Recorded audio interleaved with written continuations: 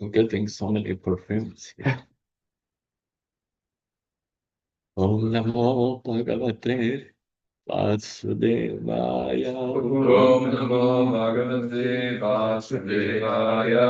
Om Namo Bhagavate Vasudevaya. Om Namo Bhagavate Vasudevaya. Om Namo Bhagavate Vasudevaya. Om Namo Bhagavate Vasudevaya. I need that number. Top is here. We are reading from Srimad Bhagavatam, first canto, chapter 17, text 18. Vayam Lesha Bijani Yata Yuhu Purushashava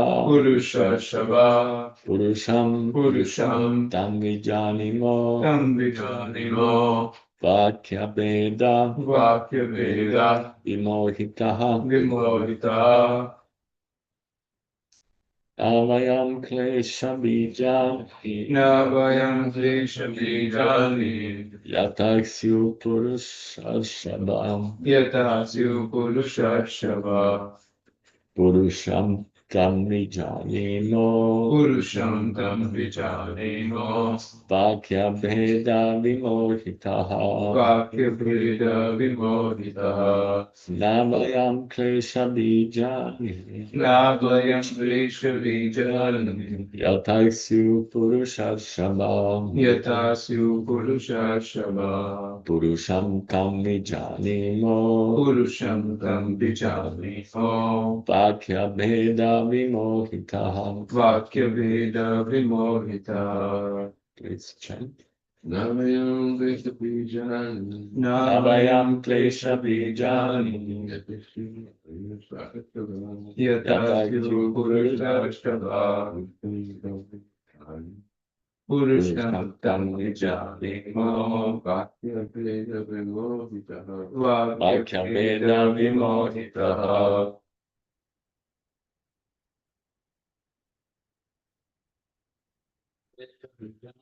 Navayam Klesha Bijani Yatasyu Purushashabam Purusham Tam Vijanimo Vakya Veda Vimohitaha. Navayam Klesha Bijani Yatasyu Purushashabam Purusham Tam Vijanimo Vakya Veda Vimohitaha. Vakya Veda Vimohitaha. Not. Vayam Klesha Bijani.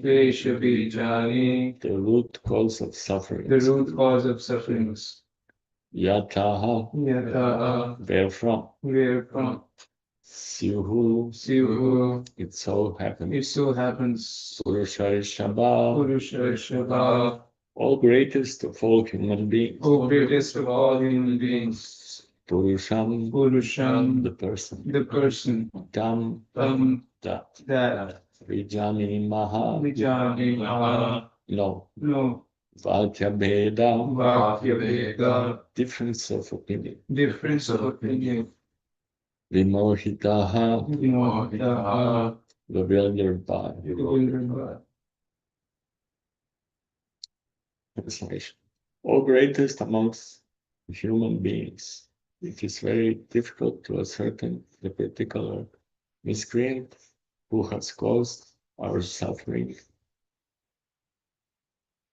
because we are bewildered by all the different opinions of theoretical philosophers. Please repeat after me. O greatest among human beings. O greatest among human beings. It is very difficult to ascertain the particular miscreant. It is very difficult to ascertain the particular miscreant who has caused our sufferings. who has caused our sufferings. Because we are bewildered by all the different opinions of theoretical philosophers. By all the different opinions of theoretical philosophers. There are many theoretical philosophers in the world who put forward their own theories of cause and effect, especially about the cause of suffering and its effect on different living beings. Generally, there are 6 great philosophers: Kanada, the author of Vaisheshika philosophy; Gautama, the author of logic; Patanjali, the author of mystic yoga; Kapila, the author of Sankhya philosophy; Jaimini, the author of Karma Mimamsa; and Vyasadeva, the author of Vedanta Darshan. Although the bull, or the personality of religion, and the personality of the earth, knew perfectly well that the personality of Kali was the direct cause of their sufferings, still, as devotees of the Lord, they knew well also that without the sanction of the Lord, no one could inflict trouble upon them. According to Padma Purana, our present trouble is due to the fructifying seedlings of sins. But even those seedling sins are also gradually fade away by execution of pure devotional service. Thus, even if the devotees see the mischief mongers, they do not accuse them for the sufferings inflicted. They take it for granted that the mischief monger is made to act by some indirect cause, and therefore they tolerate the sufferings, thinking them to be God-given in small doses, for otherwise the sufferings should have been greater. Maharaj Parikshit wanted to get a statement of accusation against the direct mischief monger, but they declined to give it on the above-mentioned grounds. Speculative philosophers, however, do not recognize the sanction of the Lord. They try to find out the cause of sufferings in their own way, as will be described in the following verses. According to Srila Jiva Goswami, such speculators are themselves bewildered, and thus they cannot know that the ultimate cause of all causes is the Supreme Lord, the personality of Godhead. Om Nagyam Divinandasya Vigamanjana Shalakaya Chakshurumilitam Yena Tasmai Shri Gurave Namaha Shri Chaitanya Mano Vishtam Stapitam Yena Bhutale Swayam Rupa Kadamakyam Tavati Swapadantikam Vandeham Shri Guru Shri Pada Kamala Shri Gurun Vaishnavascha Shri Rupam Sarajatam Sarganam Sajivam Sarvetam Sarvadutam Parijana Sahitam Krishna Chaitanya Shri Radha Krishna Pada Sadhana Shri Vishnu Shra Hey Krishna Karma Sindhu Dinabandho Shgatpate Gopesha Gopika Kanta Radha Kanta Namostute Radha Kanchana Gaurangi Radhe Priya Vishwari Krishna Sute Pranamami Hari Priya Vanchakalpata Shra Kripa Sindhureva Cha Parijanam Pavanebhyo Vaishnavebhyo Namo Namaha Shri Krishna Chaitanya Madhu Nityananda Shri Advaita Gadadhara Srivasadi Gaura Bhakta Vrinda Hare Krishna Krishna Krishna Hare Hare Hare Rama, Rama Rama, Hare Hare. Namo Om Vishnu Padaya Krishna Krishna Bhutale Srimad Bhakti Vedanta Swami Tidamani Namaste Saraswati Devi Gaudavani Acharani Devi Shesha Shunyavadi Pastaradi Shadarini Namo Vishnu Padaya.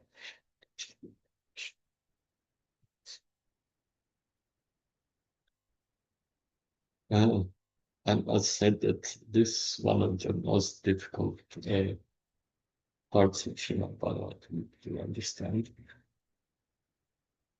This understanding of cause and effect.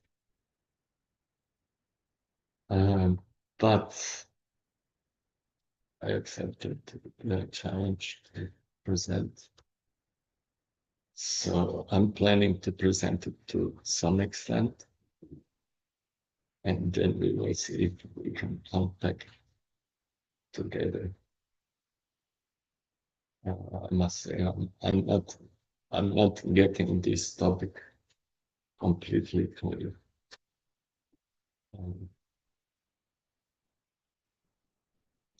Let's see.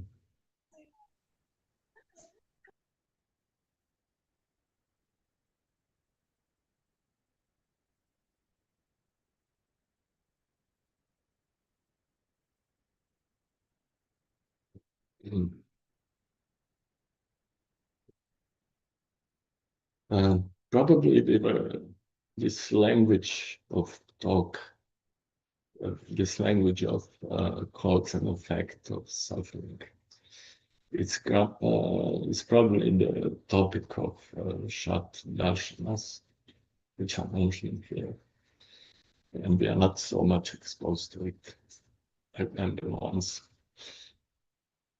I asked His Holiness Bhakti Vikas Swami, because he was in our temple for quite some time, if he could, because he was discussing different topics, philosophies, Krishna consciousness in general, and daily philosophy. So, Srila Prabhupada said, nobody should sit on the Vyasa unless he's acquainted with these different philosophies and is able to refute them. So obviously, you should be able to find fault or find what's missing, conclusion which is missing.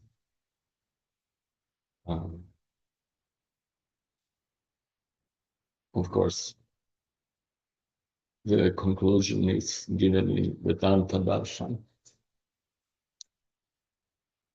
So lot of the six. But others are giving just partial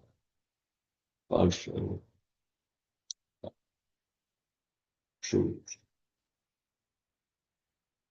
That's what I heard. That's how I understood. I'm just repeating it. And yeah, we have situation that the bull and the cow, they are being hurt by personification of the age of Kali, and they are suffering, their limbs are bleeding, and the culprit was right there on the spot, caught on the spot by King Parikshit, whose job was to uproot irreligion and punish the miscreants. Then we have very interesting situation that King Parikshit is asking, who did this to you? And then the bull, in this verse, and also other verses. But,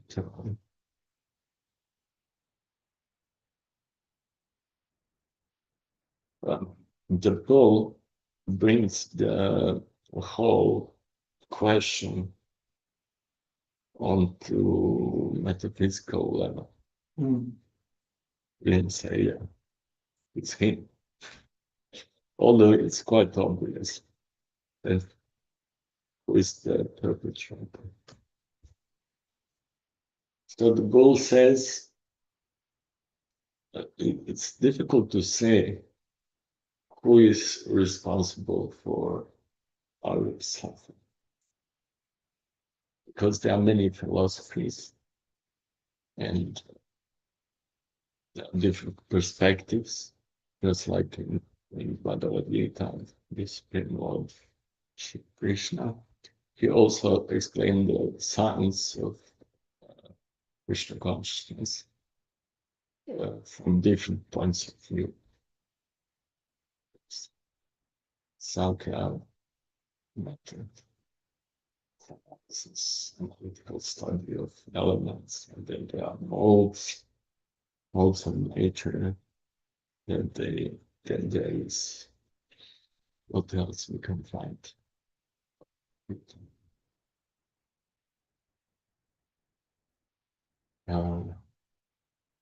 Probably elements of most of these Shat Nashmas are also in Bhagavad Gita.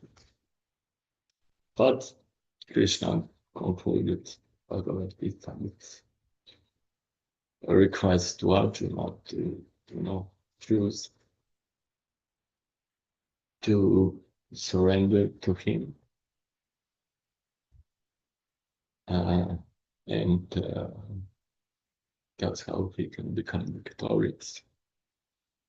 He can become clear in his mind and decisions, and he can become successful.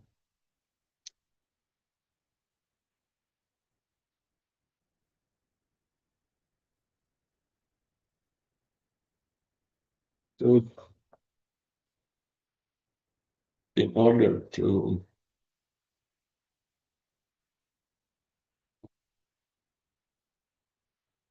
additionally,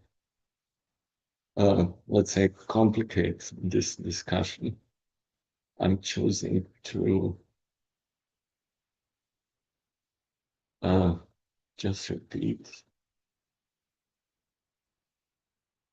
last paragraph of this purport. Maharaj Parikshit wanted to get a statement of accusation against the direct mischief monger, but they, which means bull and the cow, declined to give it on the above mentioned grounds. Speculative philosophers, however, do not recognize the sanction of the Lord. They try to find out the cause of sufferings in their own way, as will be described in the following verses. According to Srila Jiva Goswami, such speculators are themselves bewildered, okay? And thus they cannot know that the ultimate cause of all causes is the Supreme Lord, the personality of Godhead. This was the sentence I was a little bit worried about it, because it looks like, so, there's discussion who is responsible for this suffering, who is, and then you have at the end of the purport, ultimate cause of all causes is Krishna. So it looks like Krishna is guilty.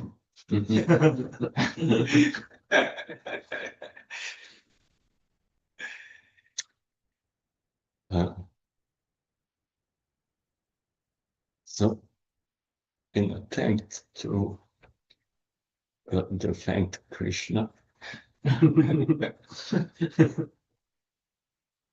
I'm pulling out one verse from Gita. But this complication doesn't end. You can see. It's famous verse from Bhagavad Gita. It's 5:15.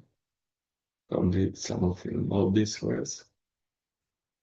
Nated kasachit papam nachala sukritam vibhu adyanena vitam jnanam tena muhyanti jantavaha.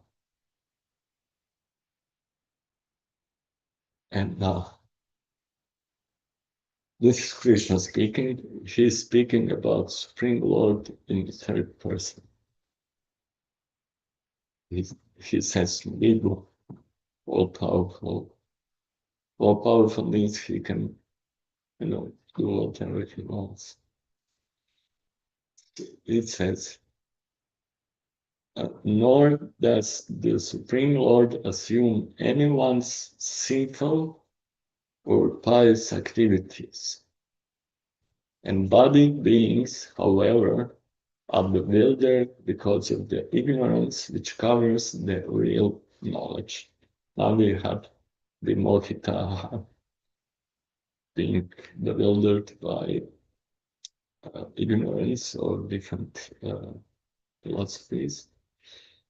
And in this verse from Bhagavad Gita also that confusion and bewilderment is mentioned.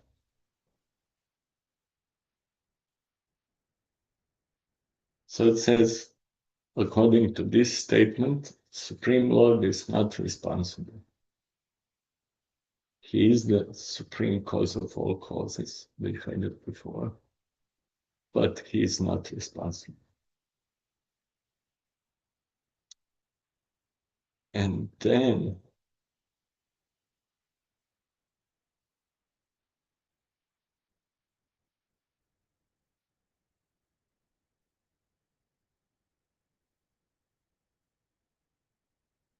the Lord is Vibhu, Prabhupada says in the purport, or omniscient. But the living entity is anu, or atomic. Because he is a living soul, he has the capacity to desire by his free will.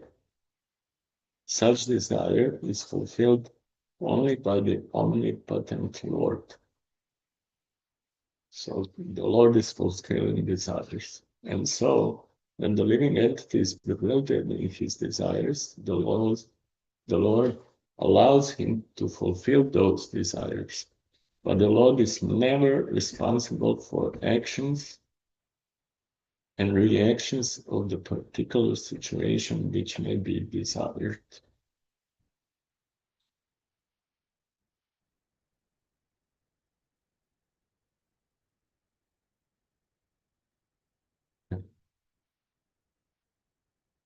And again,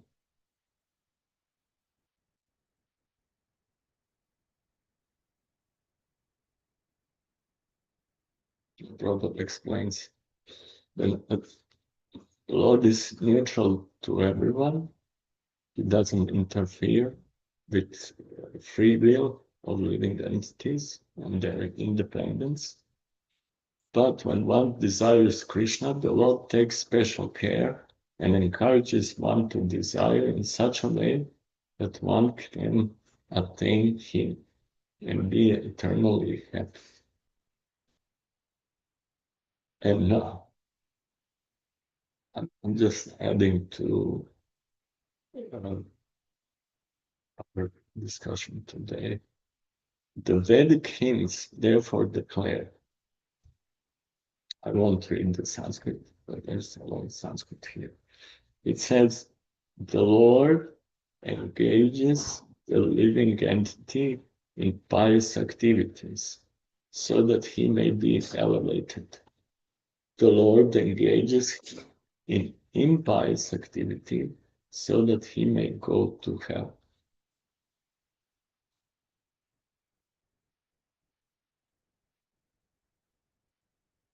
The living entity is completely dependent in his distress and happiness.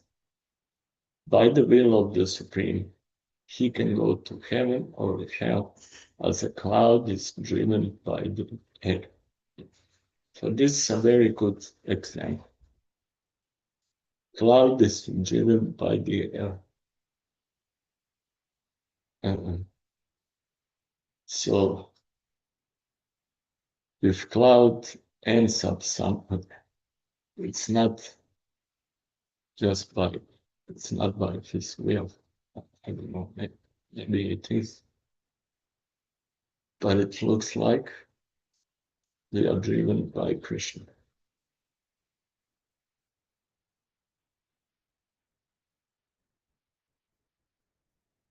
And then, next statement. Under the spell of ignorance, the living entity claims that the Lord is responsible for his conditional existence. Living entity is accusing the Lord that he is responsible for living entity's conditional existence. So, I must say, it's this topic is very difficult, but maybe some of you can help. Yes. I don't know if this is gonna help, it may just complicate things more, as you said.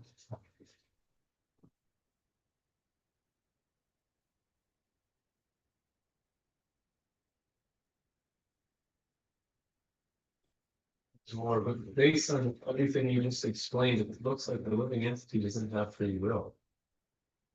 And the reason why I'm saying that is, along with you saying that the Lord engages the living entity in pious and impious activities, yesterday I was reading in Bindu Maharaj's traveling monk book that one year he was in Rajasthan near Udaipur, and he went to some place out in the middle of the desert and met a Brigu, someone who has access to the Brigu Samhita. And the person basically predicted what Indra Maharaj would do for the rest of his life, what he's done in his life so far, and what he was in previous lives. And when all of this was said, Indra Maharaj said, this is unbelievable. He said, how does he know there's going to be, basically, he made a prediction to be 4 other tours which he would do in the future. And he asked Sri Prabhu, and Sri Prabhu said, it's all written in the stars. And the Brigu also predicted that this would be Indra Maharaj's final life. So, no, not horrible. This is a little bit discouraging, actually. I mean, I felt distress reading it, personally, because according to Sri Prahlad, which he was explaining to Indra Maharaj, that Brigu Muni, at the beginning of Kali Yuga, knew that there would be cheating astrologers, so he wrote the astrological chart of everyone who would exist in Kali Yuga. But in that case, it looks like we're completely against I mean, the Brigu predicted that he would be a sannyasi, he would be engaged in the process of bhakti, and he would be completely surrendered to his guru. So not the original Brigu Muni, but the representative, expert in that Brigu field. Samhita. Okay. So, and then you're saying that the Lord engages people in impious activities and pious activities. So it looks like we don't have any control. So there's all this, Like a cloud yeah, driven by driven by the wind. yeah. So what's the point of it all anyways?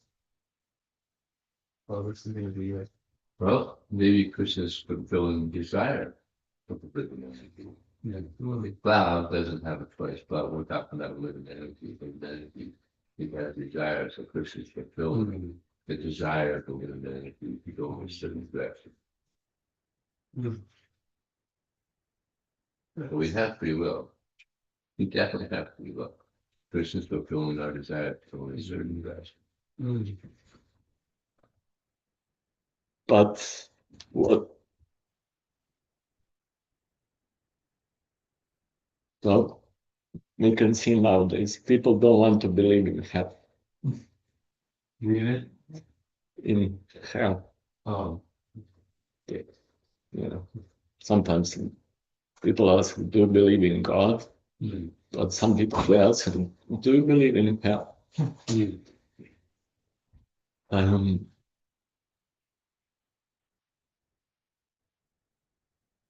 They don't want to go to hell. They just want to continue their sense gratification unlimitedly. But that's the problem to go to hell, according to my understanding. So, how is Krishna fulfilling their desire?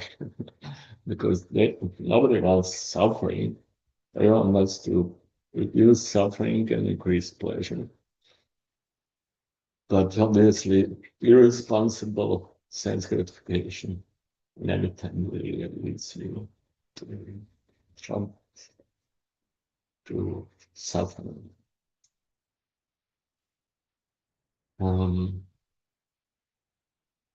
Krishna is fulfilling desires.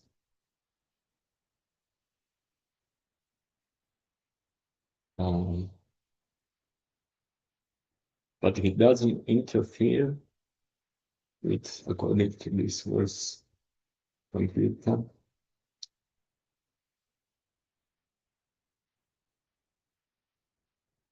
He doesn't take responsibility for the living. So it means living entity is not, our free will is not absolute factor.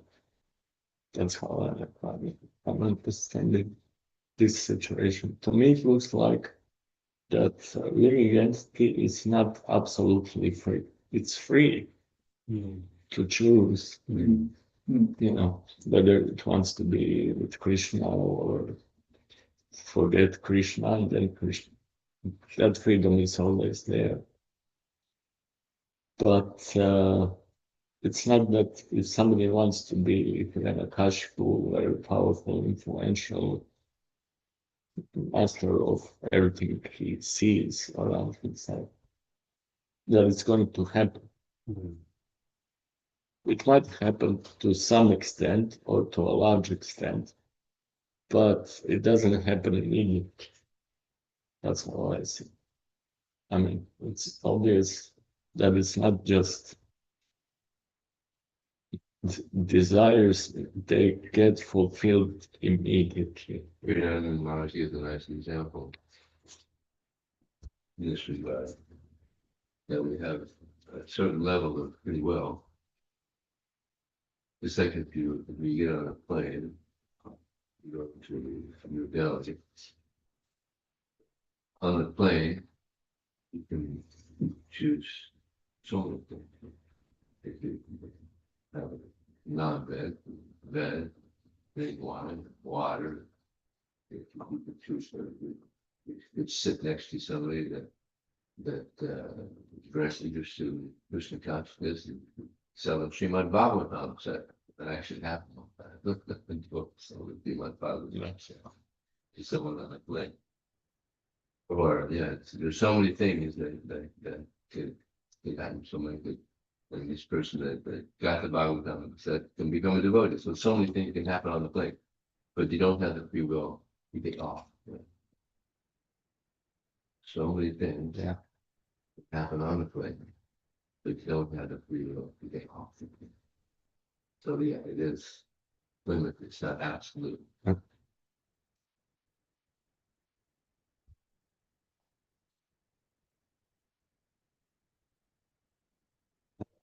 So this point I'm thinking to present very revolutionary solution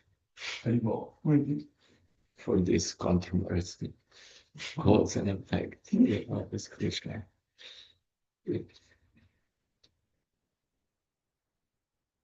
I mean, the supreme cause of all causes is Supreme Personality of God. So I have a revolutionary suggestion, and I'm looking forward to your feedback. So my suggestion is that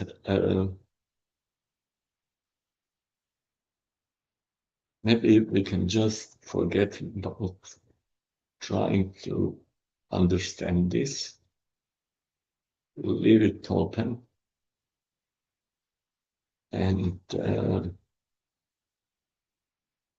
try to surrender to Krishna, try to become devotees,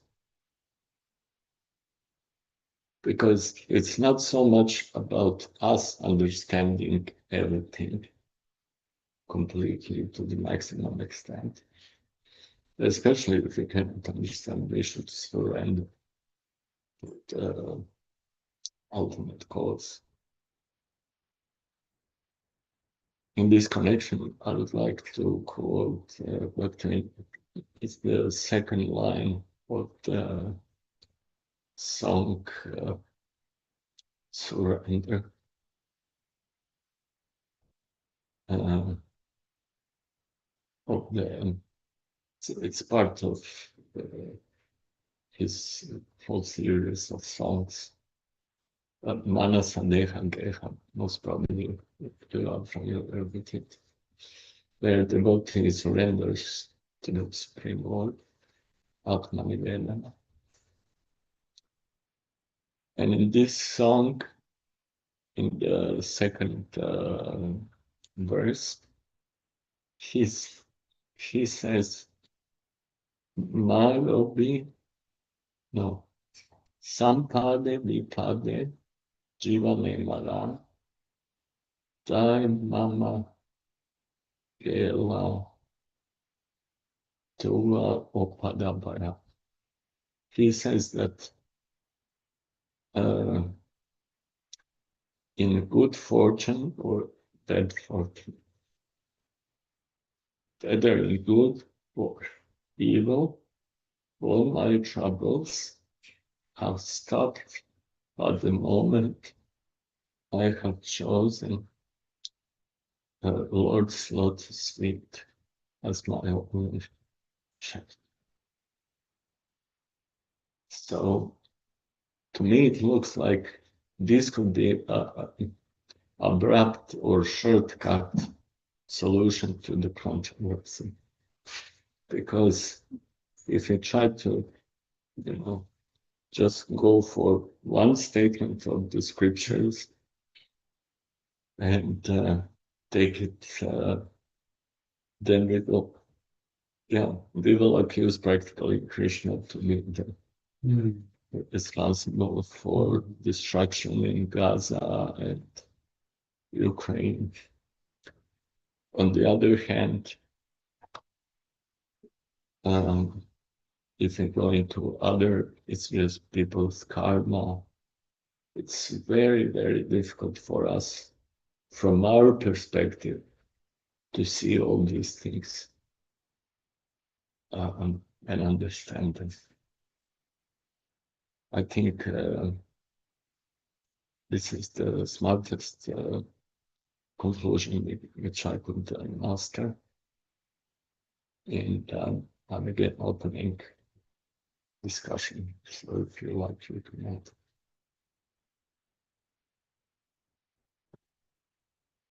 Yeah. So I'm not able to kind of wrap it up into a sound conclusion, especially this discussion between Bo and Yush. Thank you for the class. I really like the point that a living entity has a free will, but it is not absolute. I was remembering about that verse in Bhagavad Gita, which says there are 5 factors of action. So the living entity is just one factor. And then there are Krishna and endeavor, the place of action, the body, all have to align. And many times people say, this may happen if the stars align. So they all this people don't know what does it mean by stars, but actually we know these are the 5 factors. Destiny driver. Yeah, these 5 factors. Yeah, thank you so much for this class and yeah, we shall. So Chaitanya Prabhu has a class on this, and that he explains about free. And he says Krishna is the cause of all causes, but not the cause of all effects. So he says that the same example that we have given, and Prabhupada also gives about the airplane. He says we have to fly around airplane. We have no control over what we do. Like we can't get off the plane immediately. Yeah. But what we do within the airplane is all we have. That's our free will. And being on an airplane is based on our karma. It could be a Boeing 747, or it could be a small airplane that's a local plane. The source and destination, you may not have a lot of control over, but what you do within the airplane, you have a lot of control over. And he further explains, giving a war metaphor, that maybe some of the politicians, they have the causal potency with the nuclear powers that they have. That's the causal potency that Krishna has given them. Whether they choose to fire that missile on some other planet, that is the effect. That is an exercising of their own free will. So Krishna is the cause of all causes, but not the cause of all effects. And he further goes on to explain that Ravana kidnapping Mother Sita was, you can say, in a way, you can say Lord Ram himself created it, and he himself saved her, and he is then called the hero. So there's no awesomeness in that. So he goes on to say that he gave the causal potency for Ravana to have the strength to kill Jatayu and kidnap Mother Sita, but he chose to still kidnap Mother Sita, even though he had a curse from Nala Kuvera that if he were to associate with the woman without her permission, he would first. So just to get it out of the way. Thank you.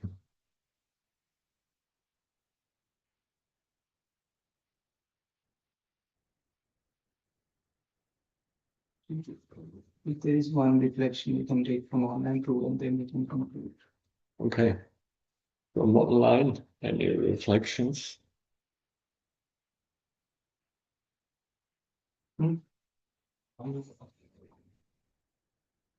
Account here.